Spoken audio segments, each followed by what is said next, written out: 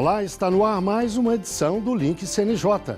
Aqui você acompanha assuntos da justiça que impactam o seu dia a dia em reportagens e conversas exclusivas com personalidades do mundo jurídico.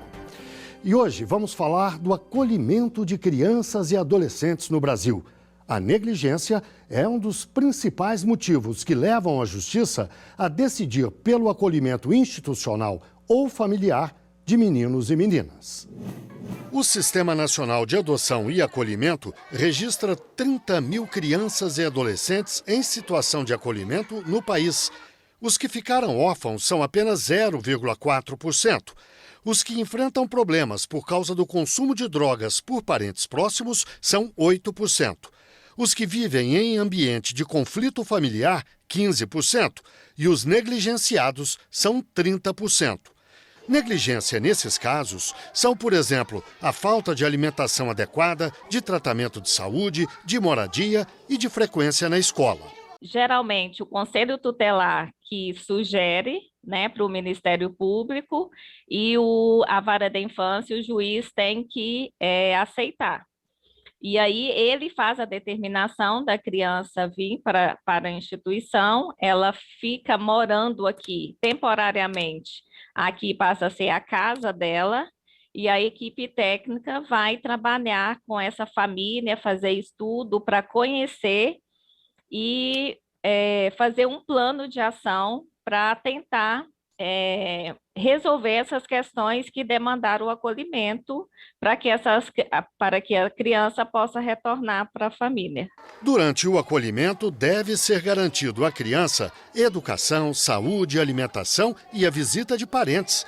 O acolhimento pode ser feito tanto por instituições quanto por famílias estruturadas e previamente cadastradas nas varas da infância e da juventude. Em qualquer um dos dois casos, a criança deverá ser acompanhada pela equipe técnica, que envolve psicólogos e assistentes sociais, por exemplo. Mas nem sempre esses profissionais estão disponíveis. Mais recursos, iriam ajudar, mais equipes para se trabalhar, porque assim, é um trabalho árduo com a família. É um trabalho, é uma corrida contra o tempo, porque o tempo da criança é diferente do tempo do adulto, então tem que se correr com esse tempo e não é fácil para a família também, esses avanços não são fáceis, Então precisa sim de uma equipe forte e grande e também de assistência para que possibilite que essa família consiga sair dessa situação e ter a criança de volta. Para falar sobre o assunto, eu converso agora online com Hugo Gomes Zarra, juiz do Tribunal de Justiça da Paraíba, presidente do Fórum Nacional da Justiça Protetiva e integrante do Fórum Nacional da Infância e da Juventude, instituído pelo CNJ. Converso também com Júlia Salvain, psicóloga, vice-presidente da ONG Aconchego e coordenadora do Serviço de Família Acolhedora. Muito obrigado aos dois pela participação aqui no Link CNJ. Eu começo com uma pergunta para o Dr. Hugo. Uma pesquisa feita pelo CNJ, Dr. Hugo constatou que os casos de acolhimento, na maioria das vezes, 30% deles, são causados por negligência. Alguma surpresa para o senhor? Essa questão é bastante interessante, A partir das pesquisas realizadas pelo diagnóstico do Pacto Nacional da Primeira Infância, foi possível verificar que o indicador maior para afastamento de uma criança ou adolescente do núcleo familiar foi a negligência, seguida também do abandono, muitas vezes a situação dos pais por conta de questões de drogadição, enfim, mas o abandono a negligência ficou em primeiro lugar. E o que nós temos, até nesse ano que nós estamos comemorando os 32 anos do Estatuto, e antes disso nós tínhamos também já a Constituição Federal que coloca a obrigação da família, da sociedade e do Estado de colocar a criança e adolescente salvo de todo tipo de negligência. Só que o que é importante nós verificarmos nisso é que essa responsabilidade ela é solidária, A gente não pode imputar exclusivamente à família, mas também ao Estado e à sociedade. Então, todos estão emanados para garantir que a criança esteja livre de qualquer tipo de negligência, ou seja, omissão na garantia de seus direitos fundamentais. Então, caso aconteça uma situação dessa que prejudique o seu desenvolvimento integral pode acontecer, muitas vezes, aplicações de medidas protetivas e, dentre elas, vamos dizer assim, da exceção da exceção, que é a situação do acolhimento, a aplicação de medida protetiva de acolhimento, seja institucional ou seja acolhimento familiar. Júlia, eu perguntei ao doutor Hugo se havia surpresa para ele. Para mim, particularmente, foi. Eu acreditava, talvez o senso comum diga que são órfãos, em geral, que são acolhidos nessas situações. E a senhora lida com uma instituição dessa. A senhora que trabalha lá na ponta, diretamente com essas vítimas, com essas crianças e esses adolescentes. Foi surpresa para a senhora? Qual é o quadro que a senhora encontra entre esses meninos e meninas? Obrigada, por essa questão. Acho que é uma questão central. Assim como o doutor Hugo, não há surpresa, A gente que trabalha no cotidiano, o que a gente observa são crianças e adolescentes que chegam muitas vezes em decorrência de situações de uma violência estrutural, de uma falta de garantias de direito cotidiana, tanto vivenciada no seio familiar como no cotidiano comunitário, pela não eficácia ou não existência da articulação de políticas públicas. Então, muitas vezes o que a gente observa são situações em que um trabalho efetivo de rede e, assim como o doutor Hugo disse, uma corresponsabilização entre Estado, sociedade e família poderiam fazer com que essas situações fossem evitadas ou que sejam conduzidas de uma maneira para que as crianças e os adolescentes não passem por esse tipo de situação. Mas a sociedade ainda tem muito cravado na memória a questão dos orfanatos, isso não existe mais, A gente não trabalha com esse público da infância órfã, a gente trabalha com o público da infância e da adolescência que muitas vezes estão numa situação de invisibilidade social. Doutor Hugo, nós falamos aqui, o senhor falou, a Júlia falou sobre a corresponsabilidade entre família e Estado. O papel da família talvez seja de mais fácil compreensão, mas e o papel do Estado? Quando nós estamos falando de omissão por parte do Estado, nós estamos falando do quê? De falta de escolas, do quê? Excelente pergunta, e aí entra exatamente como a Júlia mencionou, essa situação da corresponsabilidade. Um dos detalhes antes de falar disso é que, por exemplo, não pode haver afastamento da família ou da instituição do poder familiar por questão de pobreza, E por que isso? Porque o Estatuto deixa isso bem claro, bem, vamos dizer assim, pontual, porque antes disso, o Estado tem a responsabilidade, antes de falar de medida protetiva, ou até na situação mais extrema, medida socioeducativa, nós temos que falar de políticas públicas, que devem ser garantidas com prioridade absoluta, prioridade absoluta, ponto. Isso está na Constituição Federal, está no Estatuto da Criança e do Adolescente, então o Estado ele deve ser demandado e com certeza o sistema de justiça, o Ministério Público, defensorias lutam em todos os recantos do nosso Brasil para que sejam garantidos esses direitos fundamentais, mas isso tem que ser uma luta contínua. Então, por conta disso, é preciso saber, toda a rede, é preciso saber o que cada um faz, para quem nós temos que comunicar qualquer tipo de violação, até mesmo entre os profissionais, saber como comunicar qualquer tipo de violação de direitos e encaminhamentos, referências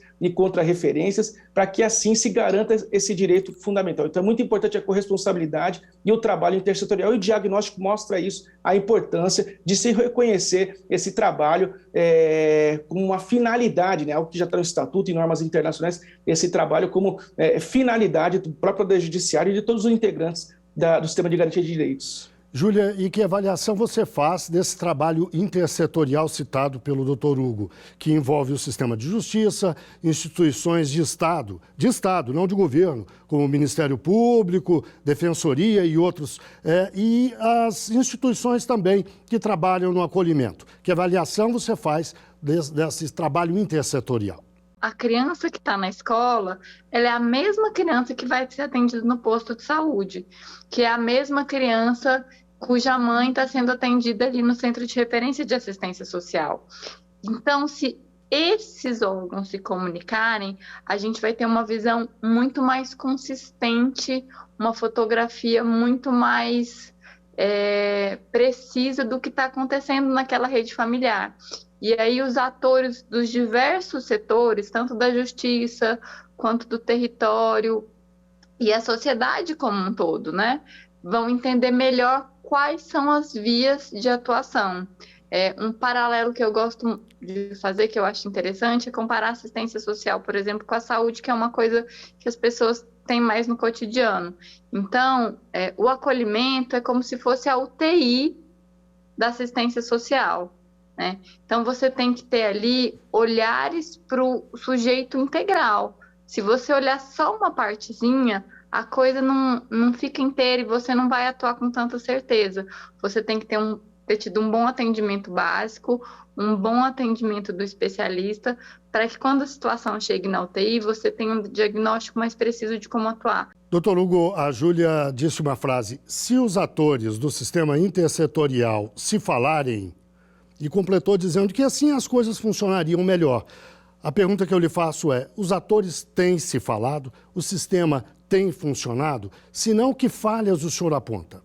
Isso é muito importante, porque, como bem mencionado, para a gente promover e prevenir, promover direitos e prevenir situações de vulnerabilidade, nós temos que dialogar em rede, né? Isso já, se não é nenhuma novidade, já está previsto aí no Estatuto, enfim, há 32 anos, e cada vez mais o que nós verificamos, até no âmbito do FONINGE, nos últimos anos, é a promoção, pelo menos no âmbito do sistema de justiça, a exigência, o desenvolvimento, né, de mecanismos para que se fomente esse diálogo no âmbito do sistema de justiça, vamos dizer assim, num trabalho que, obviamente, o trabalho intersetorial é horizontal, mas cada um na sua localidade, muitas vezes é um órgão, uma entidade, muitas vezes que puxa essa rede, mas que precisa, de fato, dialogar, e isso é trazido cada vez mais para o Poder Judiciário também, para que dialogue, para que converse e para que construa, como foi bem mencionado, construa fluxos de diálogo. E o que nós temos que ver é cada vez mais, e o próprio diagnóstico do Pacto Nacional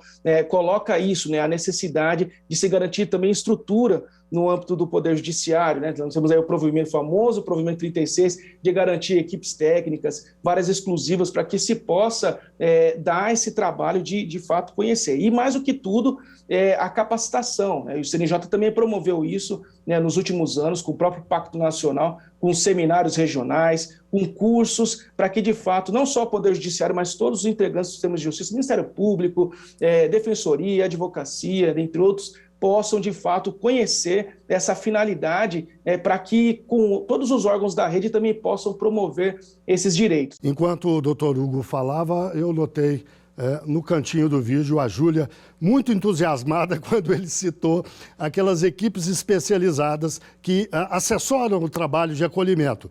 Por que esse entusiasmo todo, Júlia? Porque é muito bom ver alguém do sistema de justiça reconhecendo a importância das equipes interprofissionais. Eu acho que a fala do Dr. Hugo me dá assim, uma esperança, um fôlego, porque ele menciona instrumentos que têm trazido essa ótica de que o sistema de justiça está na ponta com todo mundo, né? Eu acho que o CNJ tem feito um trabalho muito interessante de promover uma visão mais horizontalizada dos processos e dos fluxos, né? Por que é importante a equipe interprofissional qualificada, tanto nas varas da infância e juventude, quanto na ponta? Porque isso gera um diálogo muito fluido, e isso traz a vara, né, o TJ, para ser alguém nessa rede, não alguém acima dessa rede. Eu acho que o trabalho do CNJ tem sido muito importante para trazer essa consciência e quebrar esse paradigma, assim. Eu fico muito grata de poder estar aqui, né? Eu tive com o Dr. Hugo recentemente numa avaliação do Plano Nacional de Convivência Familiar e Comunitária, e é uma grata surpresa, assim, a gente ter juízes, operadores do sistema de justiça acessíveis, porque isso faz com que a justiça esteja mais próxima da realidade da criança e do adolescente e das suas famílias. Isso humaniza os processos, né?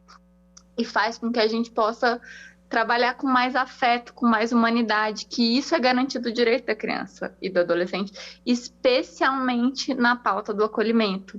Doutor Hugo, a Júlia falou fez uma avaliação breve do trabalho do CNJ nessa área, e o senhor antes um pouco tinha citado o FONINGE. FONINGE é Fórum Nacional da Infância e da Juventude, né? Uma instituição criada pelo CNJ e que cuida dessa área. Eu queria que o senhor nos falasse um pouco sobre o trabalho do FONINGE e fizesse uma avaliação semelhante à que a Júlia fez, por favor. nessa perspectiva, o Fórum Nacional da Infância e Juventude, hoje presidida pelo conselheiro Richard Paikin, ele de fato é um fórum que vem permitindo uma discussão qualificada no âmbito do judiciário, né, com a participação de diversos magistrados de diversos segmentos, que é muito legal, diversos segmentos, não é só da Justiça Estadual, mas Justiça do Trabalho, Justiça Federal, e Justiça Estadual no âmbito protetivo e infracional, o que potencializa a discussão, são especialistas, e com base nisso se verifica, se traz, vamos dizer assim, o que está na ponta, né, no âmbito do judiciário, as dificuldades, os gargalos, se traz muitas vezes para discussão e, logicamente, aberto para a sociedade, para instituições, para a própria sociedade, trazer pontos de aperfeiçoamento no judiciário. Então, isso é muito bem recepcionado no Conselho Nacional de Justiça, por meio do FONINJE, e a partir daí se discute essas melhorias, essas necessidades de melhoria e forma de trabalhar juntamente com as coordenadorias da infância e juventude de cada estado, para que se desenvolvam as políticas do judiciário na promoção e na capacitação dos magistrados e servidores para fazer isso que Júlia fala assim de forma magistral, que é transformar a justiça acessível, sensível e amigável para crianças e adolescentes e para a própria rede. Júlia, nós falamos da necessidade da participação do Poder Executivo nesse processo, e aí eu falo de prefeituras, de governos de estado, também do governo federal e até da sociedade mesmo como um todo. A sociedade brasileira também está consciente da importância desse assunto? Muito boa essa questão. Eu já estou trabalhando nessa área há um pouquinho mais de 10 anos. Hoje a gente tem um cenário muito melhor. Eu acho que a gente tem o executivo muito mais envolvido nessa pauta, né? Nos últimos 10 anos, a gente teve mudanças muito impactantes no que concerne o acolhimento. A gente teve alterações de legislação, a gente teve o que a gente chama de reordenamento dos serviços de acolhimento. Então, o executivo, nas diferentes esferas, ele se implicou muito mais nessa pauta, né? Hoje a gente tem um setor técnico a nível federal que é muito comprometido, tanto que a gente tem feito essas oficinas, tem sido muito interessante, mas ela ainda é uma pauta que não está diluída, digamos assim, na sociedade. O imaginário social ainda vê a política de acolhimento como uma coisa antiga, dentro disso que a gente falava no começo aqui do nosso papo, né? Como o orfanato, aquela criança que está lá longe. E não é isso. A gente tem mais de 30 mil crianças e adolescentes em situação de acolhimento. É um número muito impactante, assim, né? E eu acho que a alta complexidade em geral, ela é pouco debatida. Se fala muito mais de outros segmentos da assistência social do que da alta complexidade. E a alta complexidade precisa desse olhar muito, muito qualificado e especializado, porque a gente está trabalhando com a exceção da exceção da exceção, é o que o doutor Hugo falou, né? O acolhimento, ele é ali a última das medidas protetivas, uma série de coisas precisa acontecer antes, né? E eu sinto que a sociedade ainda não está devidamente informada. Então, espaços como esse que a gente está tendo hoje para falar o que é o acolhimento, eles são raros e eles são muito ricos, né? Quando a gente fala dessa participação social, por exemplo, a gente tem, aí eu vou puxar um pouco para uma coisa que eu venho defendendo muito, que é a política de família acolhedora, de acolhimento familiar. Então, que é o quê? Em vez da criança e do adolescente eles serem acolhidos numa instituição, né, num serviço de acolhimento institucional, a gente capacita pessoas da sociedade civil para serem famílias acolhedoras e ficarem com essa criança, com esse adolescente no tempo da medida de acolhimento. É um tempo que vai variar, aí dependendo de cada caso. E aí, até que o juiz, né, decida ali se essa criança vai, a partir do trabalho da equipe técnica do serviço, vai dar uma sugestão, se essa criança vai ser reintegrada, se essa criança vai ser cadastrada para adoção, mas aí ela não vai ficar numa instituição, ela vai estar numa família acolhedora. Quando a sociedade escuta isso, é de um tamanho estranhamento, né, as pessoas não estão, porque elas pensam, nossa, mas quem é essa criança? Por que ela não vai direto para adoção? Então a gente tem uma série de mitos e desconhecimentos sobre o que é o acolhimento. Então, nesse sentido, eu acho que o executivo, ele precisa falar mais sobre essa política para que a sociedade compreenda mais e participe mais. Ela é uma política que carece da participação social. Então, eu acho que melhorou muito, mas precisa melhorar ainda mais. Júlia, você falou sobre a importância de espaços como esse aqui para debater o assunto. Há um outro espaço, um outro momento muito importante que se avizinha aí, são as eleições de outubro, outro grande momento para a gente discutir a importância do Estado como um todo, do Executivo em particular e de outras instituições também se envolverem nessa questão que, me parece, eu tenho certeza, vocês concordam, é central na sociedade brasileira. Bem, e nós chegamos ao fim da nossa entrevista. Eu agradeço muito a participação do Dr. Hugo Gomes Zaher, juiz do Tribunal de Justiça da Paraíba, presidente do Fórum Nacional de Justiça Protetiva e integrante do Fórum Nacional da Infância e da Juventude, o FONINJE.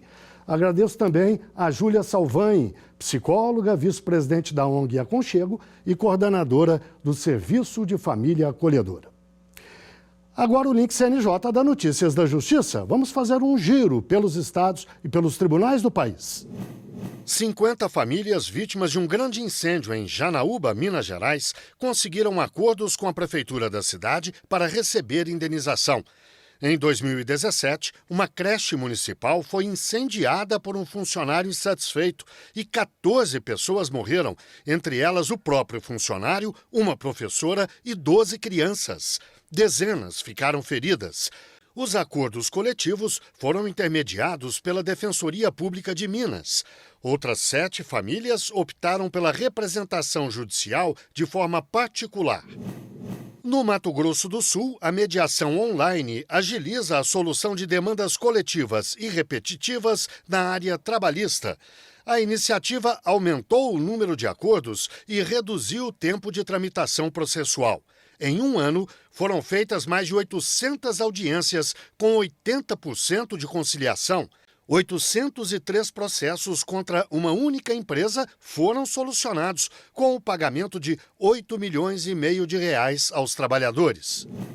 A campanha Superar é Viver, mantida pelo Tribunal de Justiça de Alagoas, além de várias outras instituições, mostra mulheres que denunciaram seus agressores e superaram a violência doméstica. É o caso de Priscila Souza. Com a ajuda da Defensoria Pública do Estado, ela conseguiu uma medida protetiva e venceu uma das maiores dificuldades das mulheres nesta situação, a dependência financeira. Priscila fez um curso de confeitaria, uma parceria do Judiciário com o Senac e refez a vida. Consegui a minha independência em todos os sentidos e recomeçar e dar um futuro diferente para a minha vida.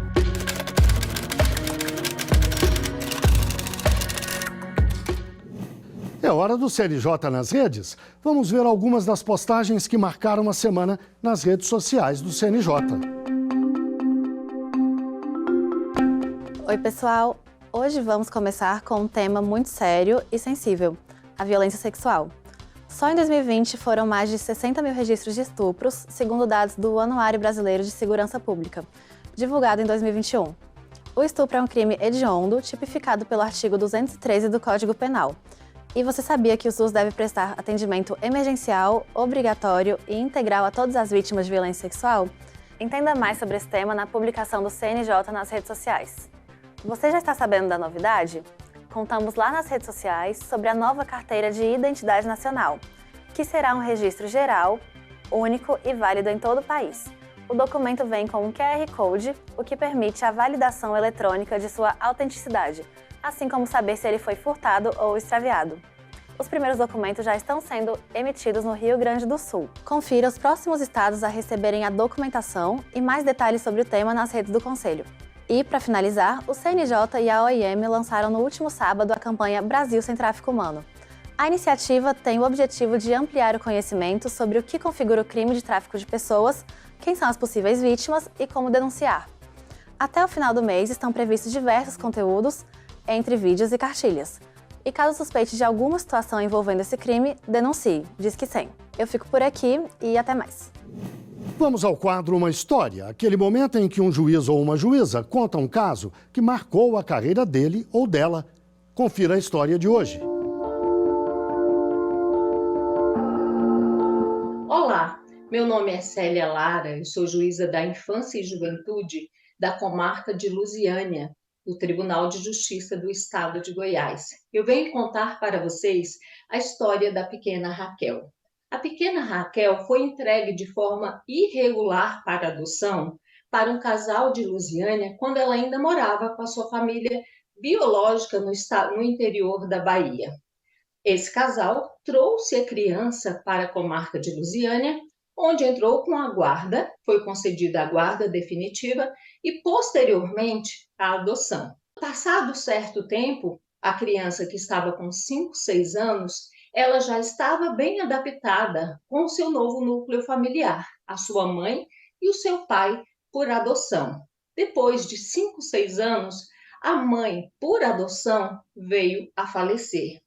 E Raquel passou a viver somente com o pai por adoção, que passou a rejeitar a criança Raquel e passou a colocar a Raquel para fazer os trabalhos domésticos e catar recicláveis na rua. Esse pai, ele se envolveu em outro relacionamento, arrumou uma outra companheira e colocou a pequena Raquel na rua, que foi acolhida institucionalmente e passou a morar num abrigo, numa instituição, num acolhimento institucional.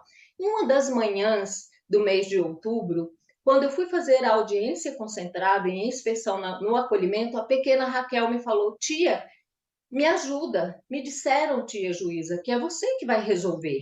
Então eu quero a minha família. Como achar a família daquela Raquel se a mãe que ela reconhecia já tinha morrido?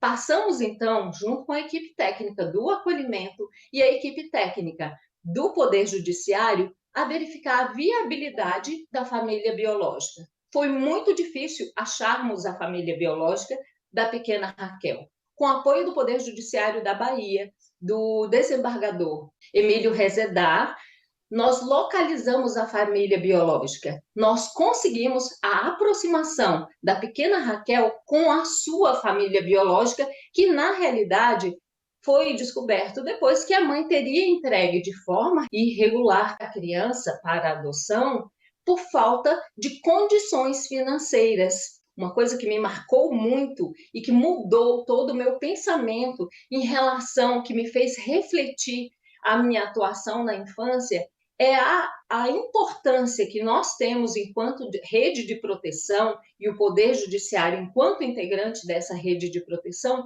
dar apoio a essas mães para que elas não entreguem essas crianças de forma irregular para adoção. Porque o olhar da pequena Raquel, o sorriso da pequena Raquel, quando ela reencontrou a sua família, foi muito importante. A criança saiu da comarca de Lusiânia com a guarda definitiva e foi levada para a Bahia com todos os acompanhamentos pela rede de proteção. A ideia é que a mãe biológica adotasse a sua filha, que ela tinha entregue de forma irregular para adoção. Precisamos proteger nossas crianças e nossos adolescentes. Bem, chegamos ao fim de mais um Link CNJ. Muito obrigado a você que esteve com a gente até agora e até o próximo programa.